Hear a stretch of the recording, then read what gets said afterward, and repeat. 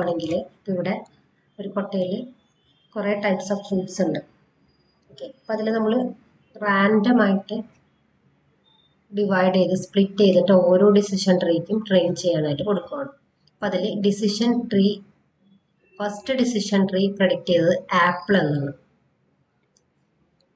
Okay, രണ്ടാമത്തെ decision tree predict ചെയ്തതും class A എന്ന് തന്നെ, അതായത് ആപ്പിൾ.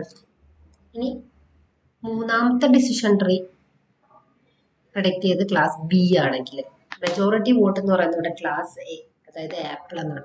അപ്പോൾ നമ്മൾ ഈ ഒരു പുതിയതായിട്ട് നമ്മൾ ടെസ്റ്റ് ചെയ്തത് എന്താണ്? ആപ്പിളാണ്. ഈ മൊത്തം ഡാറ്റാ സെറ്റിനെ ഫുൾ പഠിപ്പിച്ചിരിക്കുകയാണ് ഈ ഒരു ഡാറ്റാ സെറ്റിനെ മൊത്തം. ആപ്പിൾ ഏതാണ്, ഓരോ ഫ്രൂട്ട് ഏതാണെന്ന്. അപ്പം അതിൽ നമ്മളൊരു ആപ്പിളിൻ്റെ ഇമേജ് പാസ് ചെയ്ത് കഴിഞ്ഞാൽ അത് ആപ്പിളാണോ അല്ലയോ എന്ന് പ്രഡിക്റ്റ് ചെയ്യാൻ വേണ്ടിയിട്ട് ഓരോ ട്രീയും ഓരോ സബ്സെറ്റ് വീതം ചെക്ക് ചെയ്യും.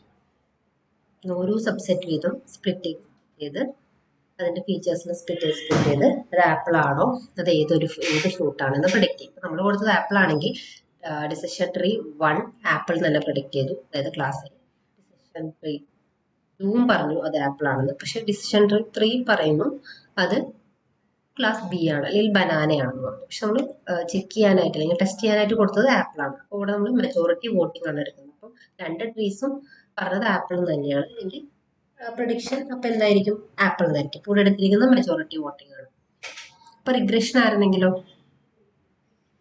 റിഗ്രഷൻ എന്ന് പറയുമ്പോൾ കണ്ടിന്യൂസ് വാല്യൂസ് ആണ്. അപ്പോൾ ഓരോ വാല്യൂസ് ആയിരിക്കും ഈ ഓരോ 3 ട്രീയും തരുന്നുണ്ടാവുക. അപ്പോൾ അതിൻ്റെ ആവറേജ് കണ്ടുപിടിക്കും.